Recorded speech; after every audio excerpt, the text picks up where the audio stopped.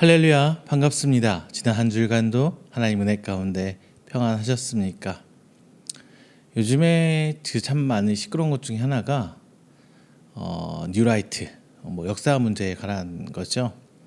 얼마 전에 2주 전이죠.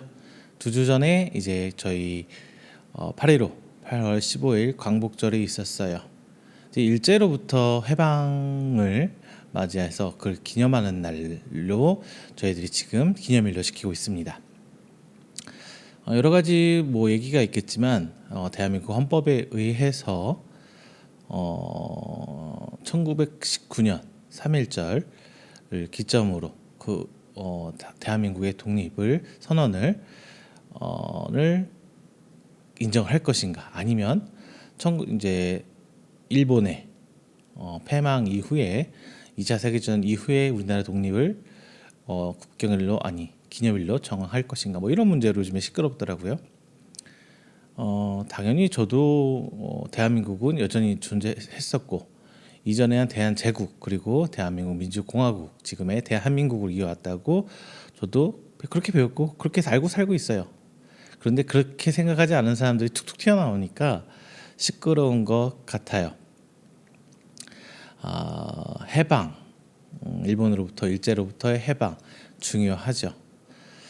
자, 우리들은 과연 어떻게 일상으로부터의 살아가고 있습니까? 모든 사람들은 해방을 꿈꾸면서 살아가고 있는 것 같아요. 저도 마찬가지고요. 단순히 내가 일상으로 살아가고 있는데 출근도 하고 일도 하고 가정생활에 각자의 맡은 바 충실히 다 하고 이 쳇바퀴 돌듯 살아가는 이 일상 가운데 과연 해방이란 건 무엇일까? 좀 일탈에 가까울까요? 자, 제가 여러분들 하고 싶은 말은 이거예요. 우리들 삶은 우리들 스스로 올가매고 있는 것은 아닌가 한번 생각해 보고자 합니다. 해방이라는 단어를 우리 기독교식대로 바꾼다면 구원과 자유함이에요. 우리는 이미 이런 해방을, 우리 인간의 삶으로부터 해방을 경험했습니다. 체험했습니다. 이 체험과 경험이 바로 부활하신 예수 그리스도와의 만남입니다. 자, 이 만남이 이제 우리 신앙생활에서 부활이란 것의 경험적 증거가 되어서 하나님이 없다, 부활은 거짓말이다, 이렇게 말하는 사람들에게 현혹될 수 없는 우리 삶의 어떤 이정표 도장을 꽝 찍어 준 거예요. 그럼에도 불구하고 우리는 자꾸 자유함, 해방감을 누리고 싶어 해요. 자유함을 누리고 있지 못하다고 생각하기 때문에 그런 거예요. 왜 그럴까요? 분명히 예수님으로 말미암아 우리는 자유함을 얻었다고 성경 기록하고 있고 그걸 믿고 살아가는데, 우리 한쪽의 마음속 한쪽 구석에는 계속 뭔가 자유를 갈구해요.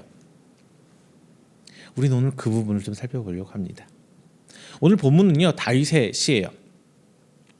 다윗이 이제 고난 중에 쓴 시입니다. 하나님을 믿지 못하는 사람들, 즉 어리석은 사람들이 세상의 큰 권세를 잡고 하나님을 믿는 하나님의 백성을 핍박하지만 결국 그들은 어리석은 자들일 뿐이고 승리는 하나님의 사람, 하나님의 인자하심을 입은 사람의 것이라고 오늘 본문에서는 이야기하고 있습니다. 우리는 이 땅에 살면서 많은 부분에 세상의 가치 기준에 얽매여 살아가고 있어요. 그러면서 우리 스스로가 예수님께서 풀어주신 그 자유함, 그 해방에서 우리 스스로 얽매여 살려고 하고 있어요. 이렇듯 어리석고 나약한 우리지만 언제나 우리를 돌려주시고 치료하시고 회복시키시면서 우리를 다시 일으켜 세우시는 그 하나님의 인자하심, 어려운 말로 히브리어로 헤세드라고 하는데요. 이 헤세드가 있기에 우리는 감사하고 살아갑니다. 자, 오늘 본문 말씀을 통해서 스스로 우리의 일상에 나 자신을 올가매고 혹은 세상의 가치 기준에 나 자신을 올가매어서 올무에 얽혀 사시는 성도분이 계신다면 해방받는 여러분 되시기를 주님의 이름으로 축원드립니다. 첫 번째, 어리석은 자들이 스스로를 올가맨다고 좀 말씀드리고 싶어요. 1절에 이렇게 있어요. 어리석은 자는 그의 마음에 이르기를 하나님이 없다 하는도다. 그들은 부패하고 그 행실이 가증하니 선을 행하는 자가 없도다. 이렇게 말하고 있어요. 그들은 이렇게 말해요. 제일 먼저 하는 게 하나님은 없다. 하나님은 없다. 이들은 무신론자겠죠. 무신론자. 그들은 자신들이 경험하고 체험한 것만 믿으며 살아갑니다. 자, 그렇다 보니까 스스로를 자신의 경험적 지식에 가두게 돼요. 그러다 보니까 자신들의 경험 너머에 있는 그 다음을 생각하지 못해요. 아니, 억지로 스스로 무시하려고 하고 하면서 살고 있죠. 고의적으로 무시하거나 반대하며 살아가고 있어요. 이런 부류는 교회 안에도 존재합니다. 분명히 하나님을 향한 믿음의 열정은 있지만 하나님에 대해 어떠한 이해나 새로운 지식, 지혜 등을 그냥 부정하며 살아가요. 그러면서 내가 알고 있는 그 하나님의 모습, 내가 체험한 그 하나님의 모습, 그 그릇의 크기에 하나님을 가둬놔요.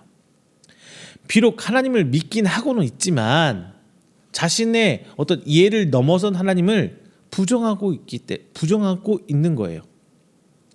즉 무신론자와 크게 다르지 않아요. 무신론자들이 내가 경험하고 체험하고 본 것이 아닌 이상 난 믿을 수 없어라고 생각하는 것과 하나님 믿는다고 하지만 내가 만난 하나님의 모습 이외에 하나님의 모습을 부정해버린다면 무신론자와 뭐가 다르겠어요? 우리는 이 부분을 항상 지양해야 합니다. 물론 다른 종교도 이에 속하고 있어요. 그리고 1절에서 말하기를 부패하고 행실이 가증하다라고 얘기를 하고 있죠. 자신들의 경험적인 어떤 지식만 존중하기에 고인물이에요. 고인물은 썩기 마련입니다. 썩는다는 건 뭘 말해요?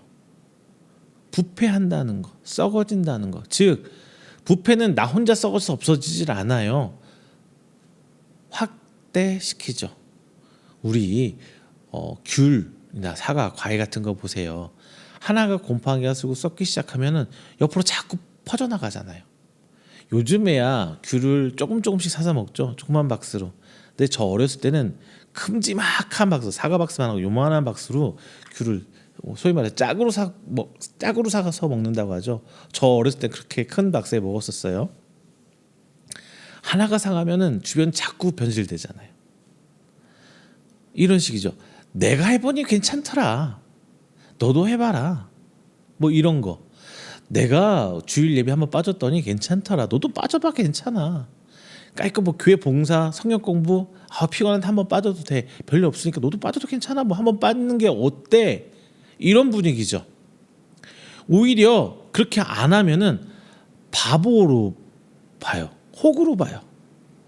그런 사회적 분위기도 있잖아요. 남들 다 하는 적당히 거짓말하고 적당히 땡땡이도 치고 안 그런 사람을 혹으로 보고 바보로 하는 사회. 그런 분위기가 좀 있죠.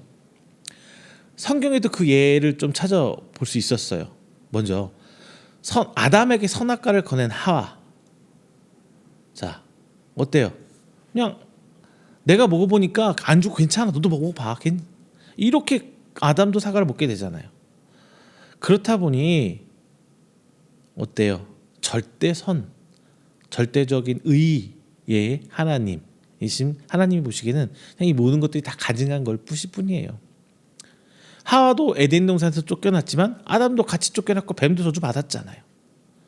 자, 우리 안에 아직도 이런 어리석음이 있습니까? 아니요 라고 말하는 분 계세요? 당연히 이런 어리석음이 있을 수밖에 없어요. 우리는 인간이잖아요. 다만 우리는 예수님이 베드로 발을 씻어준 것처럼 말씀하신 것처럼 수시로 발을 씻긴 받아야 돼요. 회개가 필요합니다. 이미 우리는 예수님을 믿음으로써 거듭났어요. 다 깨끗함을 받았거든요. 이제 우리는 매번 회개함으로써 자그만큼 회개함으로써 발만 씻으면 되는 거예요. 요한복음 13장 8절에 10절에 이렇게 이야기하고 있습니다. 베드로가 이르되 내 발을 절대로 씻지 못하시리이다. 예수께서 대답하시되 내가 너를 씻어주지 아니하면 내가 나와 상관이 없느니라. 시몬 베드로가 이르되 주여 내 발뿐 아니라 손과 머리도 씻어 주옵소서. 예수께서 이르시되 이미 목욕한 자는 발밖에 씻을 필요가 없느니라. 온몸이 깨끗하니라. 너희가 깨끗하나 다는 아니니라 하시니. 다만 이 씻김은 예수님이 씻어 주셔야 해요. 내 자의도 아니고 내 윤리나 도덕이 아니에요. 오직 예수님이 씻겨 주셔야만 해요. 예수님의 이름으로 회개해야 된다는 거예요. 우리는 여전히 계속적으로 발을 씻어내야 돼요. 이 점 잊지 말아야 합니다.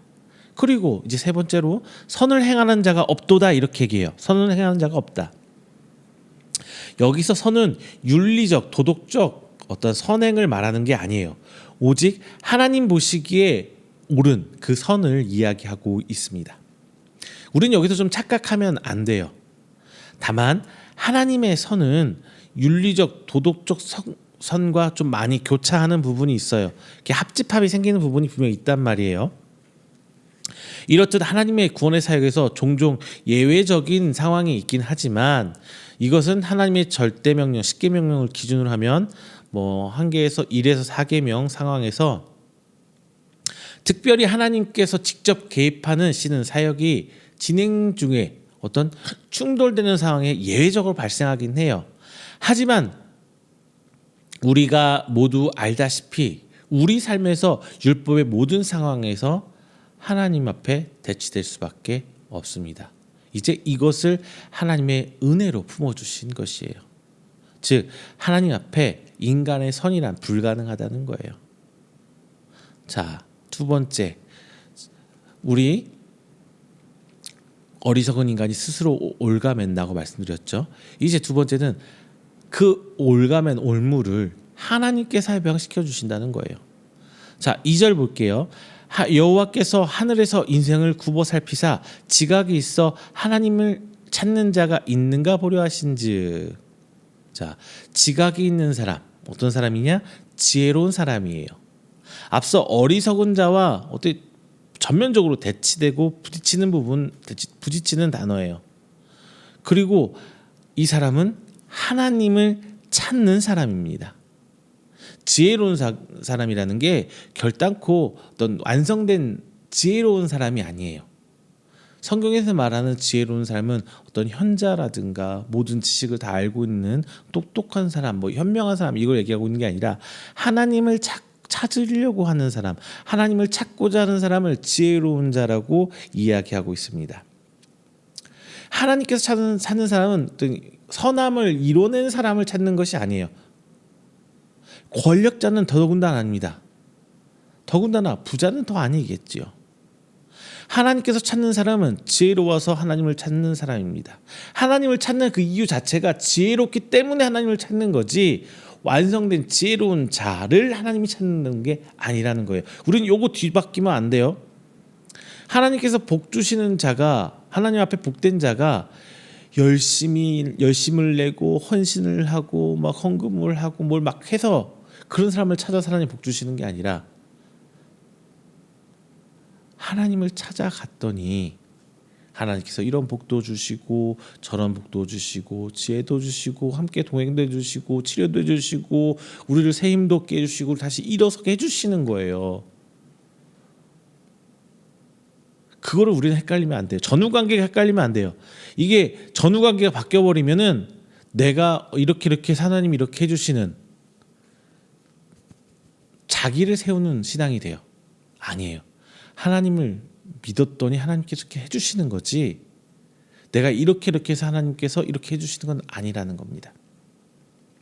하나님의 존재를 인정하고 하나님을 찾음으로 내가 부족한다는 것을 인정하고 하나님을 의지하는 것 그 자체가 지혜로운 거예요.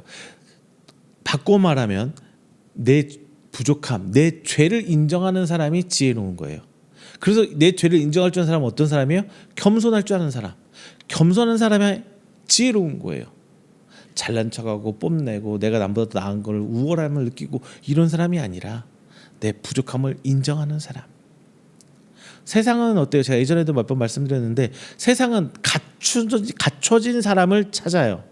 그것이 우리가 지금 말하는 스펙이라는 거죠.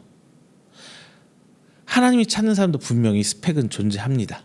다만 그 다르다는 거는, 다른 점은 하나님을 찾는 사람을 하나님도 찾는다는 거예요. 그게 스펙이에요.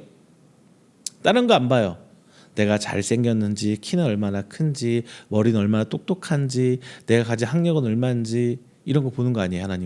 하나님은 네가 교회에다 헌금을 얼마나 했는지, 몇 시간을 봉사를 했는지, 기도는 몇 시간 했는지, 성경을 몇 독을 했는지, 하나님은 그걸 보시는 하나님이 아니에요. 그건 하나님 믿고 하나님 찾다 보니까 자연스럽게 뒤따라온 행동이었지, 그것으로 말미암아 하나님이 나를 찾는 것이 아니에요. 하나님 찾는 방법으로 그게 이루어진 것들이지. 그런 사람을 하나님께서 찾는다는 거예요. 다윗의 생각에는 다윗 스스로를 포함해서 하나님 기준에 선한 사람은 단 한 명도 없을 거라고 확신을 했어요. 어리석고 부패하고 가증한 사람들만 존재한다고 생각한 거예요. 이래나 저래나 하나님 앞에는 50보 100보 다 죄인이라는 거죠. 하나님은 선한 사람을 찾는 것이 아니라 다윗 자신처럼 하나님을 찾는 사람을 하나님께서 같이 찾고 계신다는 것을 분명히 밝혀주고 있어요. 단순히 찾는다는 이 문자적 의미를 넘어서서 하나님이 찾아와서 하나님의 뜻을 묻고 답을 구하는 사람을 말하지 않을까 싶어요. 자, 여러분, 하나님을 찾고 있습니까? 예수 그리스도를 찾고 있습니까? 성령님을 찾고 있습니까? 다 같은 말이지만 중요한 것은 내 필요를 채워줄 대상으로 찾는 건지, 아니면 나의 주인, 나의 주권자, 나의 왕 되신 분을 찾는 것인지, 이 차이를 구분하는 게 중요해요. 물론 종이 주인에게 필요를 구하는 건 당연합니다. 하지만 이것을 말 그대로 필요를 구하는 것이지, 내 삶 자체는 오직 주인의 명령을 구하며 살아가야 하는 거예요. 우리는 우리의 삶의 주인을 찾아봐야 합니다. 오늘 한 목사님과 잠깐 통화를 했어요. 제가 자주 교제하는 목사님인데요. 그 목사님과 얘기하는데 그분이 그런 얘기 하시더라고요. 너가 요즘에 하나님과 얼마나 교제 시간을 갖고 있니? 참 할 말이 없었어요. 하나님을 찾아야 되는데 이전과 같지는 않잖아요. 예전에는 목회만 할 때는 말씀 준비할 시간도 충분했고, 성경 보는 시간도 충분했고, 다 할 수 있었어요. 기도할 수 있는 시간도 충분했는데 지금은 정말 힘들더라고요. 그러면서 제가 느낀 거는 성도 여러분들이 얼마나 힘들게 살고 있는지 저도 똑같이 체험하고 살고 있는데, 이제 그분이 그런 얘기 하더라고요. 과연 네가 걷고 있는 그 길이 맞느냐, 하나님께 계속 물어봐야지 않겠느냐. 그래요. 모든 사람이 자기가 바라는 어떤 하나님께 주신 사명대로 살고 사명을 이루고자 살고 있다고 해요. 저도 마찬가지고. 하지만 어느 순간에는 그 구심점을 잃을 수 있어요. 길을 잃어버릴 수 있잖아요. 하지만 제가 여러분께 말씀드리고 싶은 거는, 내가 무엇을 선택하든 나의 선택이 중요한 게 아니라 그 선택도 하나님께서 다 이루어 가고 계신다고 저는 봐요. 언제 어떻게 다시금 순수 목회 길로 하나님께서 저를 돌리실지, 아니면 이대로 가게 하실지, 아니면 또 다른 방향을 또 제시해 주실지 저는 알지 못합니다. 다만 어리석은 자이기 때문에 항상 하나님 앞에 지금 내 삶에서 죄됨을 찾아서 고백하고자 하는 거예요. 그러면 내가 그 하나님을 찾는 과정에서 하나님이 저에게 응답하실 줄 믿어요. 나의 부족함, 나의 못하는 것들, 나의 죄됨 하나씩 던져서 내려놓고 회개할 때 하나님께서는 그런 나의 모습을 기대하지 않을까 싶어요. 여러분 마찬가지입니다. 여러분 삶 속에서 하나님이 찾으시는 것은 여러분이 뭔가를 이뤄내고 만들어내는 그 결과물을 원하시는 것이 아니라 그 와중에 끊임없이 하나님 앞에 구하고 엎드리는 여러분의 모습을 찾고 계세요. 하나님 앞에 부족한 나의 모습을 고백하는 여러분의 모습을 하나님께서 원하고 계십니다. 자, 죄로 이끄는 나로부터 스스로를 해방하시고 그리고 우리를 선으로 이끌어 주실 주인 되신 하나님을 찾아보시길 바랍니다. 그때 이제 하나님의 인자심과 은혜가 발동되는 거예요. 선한 것 하나 없는 나와 저와 여러분들을 선한 길로 인도해 주시는 그 하나님 만나시기를 소망하길 바랍니다. 자, 세 번째는요. 하나님은 지혜로운 자의 피난처가 되십니다. 죄악을 행하는 자들은 대부분 전부 다 하나님을 알지 못한 사람입니다. 혹은 믿지 않는 사람이에요. 그리고 그 죄악은 하나님의 선한 백성을 짓밟으며 자신들의 배를 불렸어요. 하나님은 가진 자와 가지지 못한 자를 가리시지는 않으세요. 어떤 사람은 하나님을 잘 믿는 사람은 성공하지 않을 수 없다고 말합니다. 즉 예수 잘 믿으면 무조건 성공해야지 이렇게 얘기한다는 거예요. 정확히 말하자면 하나님은 우리를 부자로 만드시지 않으세요. 다만 우리를 축복의 통로로 사용하십니다. 하나님의 은혜가 우리를 통해, 나를 통해, 여러분을 통해 이제 확산되도록 퍼져나가도록 하는 과정에서 이런 오해가 빚어지는 것 같아요. 축복의 통로는 하나님의 쓰임새에 따라 누군가는 작게도 될 수 있고요. 혹은 높은 곳에서 사용할 수 있고요. 낮은 곳에서 사용할 수도 있고요. 넓은 길 혹은 좁은 길, 가시밭길에도 놓이기도 합니다. 이것은 하나님께서 정하는 것이에요. 결코 나의 믿음의 크기나 신앙적 행위의 유무 혹은 어떤 극적인 상황에 따라 만들어지는 것은 아니에요. 하지만 하나님의 뜻대로 이끄심을 받다 보면 세상이 바라보기에는 바보처럼 호구처럼 살기가 쉽습니다. 여러분, 세상에서 성공하려면 어떻게 해야 돼요? 누군가를 밟고 올라가야 되죠. 누군가의 것을 내 몫으로 가져와야 내가 성공하는 거잖아요. 어때요? 돈이랑 이런 재화들은 한정돼 있어요. 그런데 그 누군가의 몫으로 떨어져야 할 것마저 내가 쓸어와서 내 앞으로 갖다 놔야 내가 성공하는 것. 그게 바로 세상의 성공이잖아요. 한정된 재화, 한정된 자리를 내 것으로 가져와야 내가 성공하는 거예요. 쉽게 이야기하면 의자 뺏기 놀이. 여러분 기억하세요? 의자 뺏기 놀이? 해보신 적 있으실 거예요. 어렸을 때 젊었을 적에 MT를 가셨든 아니면 소풍을 가셨든 교회에서 레크레이션 할 때 어디가 해보신 적 있어요. 뱅글뱅글 돌다가 셋 하면 의자 3개 삑 하고 호루라기 보면 남은 의자 수대로 남은 것 쟁취한 사람만 살아남고 나머지는 죽는 거죠. 의자를 점점 줄여가며 하는 놀이에요. 누군가를 탈락시켜야만 내가 올라가는 어떤 경쟁을 요구하는 놀이죠. 이게 바로 세상의 삶이에요. 성경의 가르침과는 전면적으로 대치돼요. 성경에서 하나님 나라가 과연 그런 경쟁 체제입니까? 아니면 함께 행복한 세상입니까? 어떤 목사님들은 이렇게 하기도 해요. 천국은 침노하는 자의 것이라고 얘기합니다. 마태복음 11장 12절에 나와 있죠. 제가 한번 읽어드릴게요. 세례 요한의 때부터 지금까지 천국은 침노를 당하나니 침노하는 자는 빼앗느니라. 과연 이 말씀이 성도 간의 경쟁을 야기시키는 말씀일까요?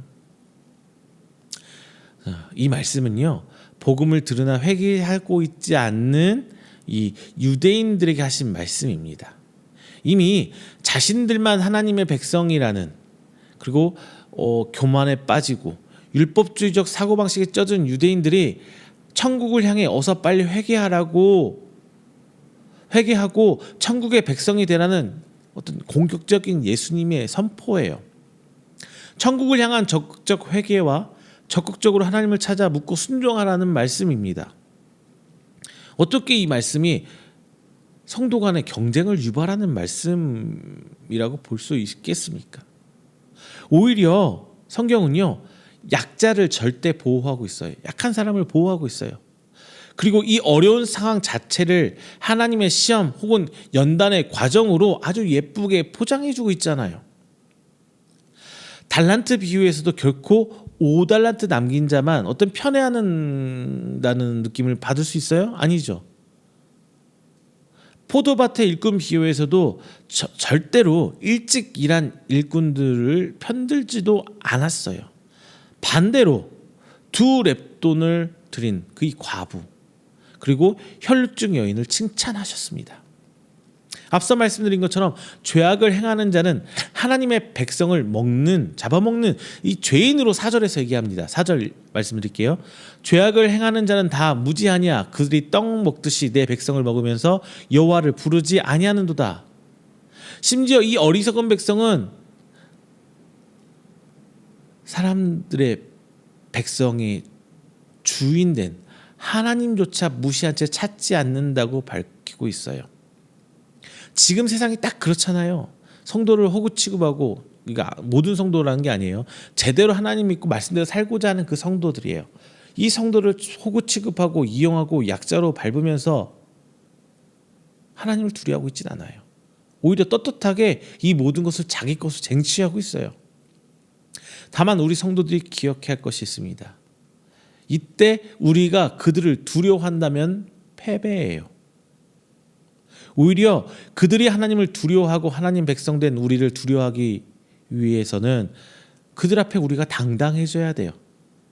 절대 약자인 초대교인들이 절대 권력과 무력을 지닌 로마가 핍박하며 예수님의 부활의 흔적을 지우기 위해 노력했을까요?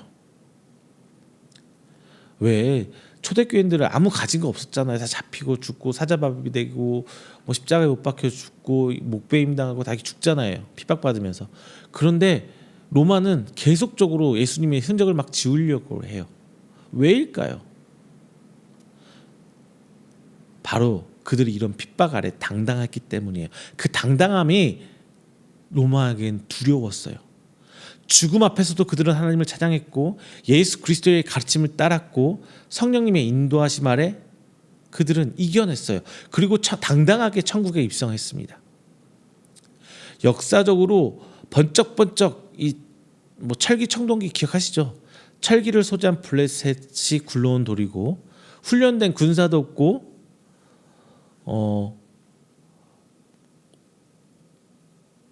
훈련된 군사도 없고 찌질한 청동기, 어떤 이상한 무기들을 들고 온 이스라엘을 두려워하고 왜 핍박을 했을까요? 이스라엘이 하나님의 이름으로 블레셋 앞에 당당히 설 때 그들은 두려워했던 거예요. 그리고 하나님께서 그런 이스라엘에게 승리를 주셨습니다. 다윗 왕과 솔로몬 왕 때 강력한 부국 강병을 이뤄 주셨어요. 그런데 그들이 부국강병을 이루어봤자 얼마나 컸겠어요. 그 콩땅집한 땅 속에서 몇 명 되지도 않은 인구, 역사도 없고 아무것도 없는 땅. 그런데 하나님께서 주변국들을 이스라엘 두려워하게 만들었어요. 하지만 이스라엘이 하나님을 잊은 어리석은 자가 되었을 때 이 모든 것을 잃고 나라가 갈라지고 망하여서 결국 포로 생활하게 되죠. 수천 년 동안. 그리고 한 75년 전쯤이야 비로소 이스라엘이라는 나라라는 게 다시 한번 갖춰졌어요. 자, 우리가 부족한 것은 바로 이 점이에요. 세상 권세를 두려워하고 있어요. 지금 우리 세상 법대로 따라 살려고 하잖아요. 아니, 두려움을 넘어서 오히려 추앙하고 있죠. 그렇게 살고 싶어 해요. 그러니 세상이 우리 기독교인, 교회를 두려워하기는커녕 비난의 대상으로 삼고 있는 거예요. 세상은 우리가 가진 것을 빼앗으며 우리를 나락으로 떨어지게 합니다. 하지만 우리는 그 앞에 당당해질 필요가 있어요. 왜냐? 우리는 아무리 어렵고 힘들어도 하나님이라는 피난처가 있기 때문입니다. 하나님을 믿지 않는 사람은 모든 것을 빼앗기고 핍박받으면 그 뒤가 없어요. 그걸로 끝이에요. 그래서 더 세상에서 요구하는 기준에 맞춰진 사람이 되려고 하는 거예요. 하지만 우리는 그럴 필요가 없어요. 우리는 우리 하나님의 피난처가 되시기 때문입니다. 우리는 우리가 가진 거 빼앗기고 우리가 가진 거 다 내어놔도 우리 남는 게 있어요. 우리 하나님.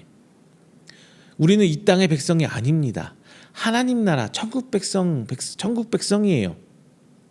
이 세상에 나를 대신해주고 나의 뭔가를 해주는 것이 아니라 하나님께서 우리를 대변해주고 우리를 보호해주시는 거예요. 이것이 믿음입니다. 이것이 지혜입니다.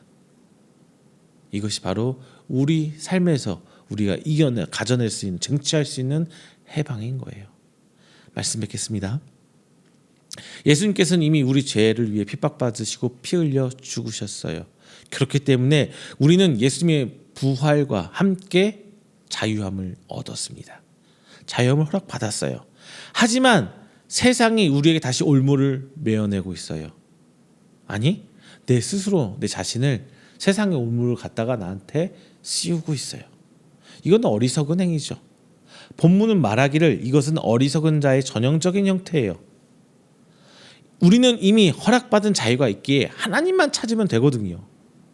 최종 선택은 물론 하나님께서 우리 손을 잡아주셔야 하겠지만 이미 하나님께서는 하나님을 찾기만 하면은 우리를 찾아주시겠다고 약속해 주셨잖아요. 이것이 언약이죠.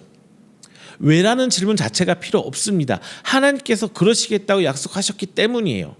그리고 이것을 믿는 것이 바로 우리의 믿음이고요. 다만 내게 내밀어 주시는 하나님의 손길이 매번 다 보이는 건 아니에요. 그리고 세상의 유혹과 이 핍박 자체도 이겨내는 것도 쉽지만은 않아요. 그렇다 보니까 때론 주저앉을 때도 있고요. 때론 한쪽 구석에 새침하게 이러고 우울해 앉을 때도 있어요. 하지만 여러분 기도하시길 바랍니다. 7절 말씀 이렇게 하고 있어요. 이스라엘의 구원이 시온에서 나오기를 원하도다. 여호와께서 그의 백성을 포로된 곳에서 돌이키실 때에 야곱이 즐거워하고 이스라엘이 기뻐하리로다. 자, 이 말씀처럼 하나님으로부터 구원의 손길이 내게도 드리워지기를 기도하시길 바랍니다. 그리고 하나님을 찾으시길 바랍니다. 그렇다면 우리의 절망의 구렁텅이에서 하나님께서 돌이켜 주실 줄로 믿습니다. 그리고 약속하신 언약들이 이제 내게 이루어짐을 보면서 우리가 기뻐 뛰며 하나님을 찬양할 수 있을 거예요.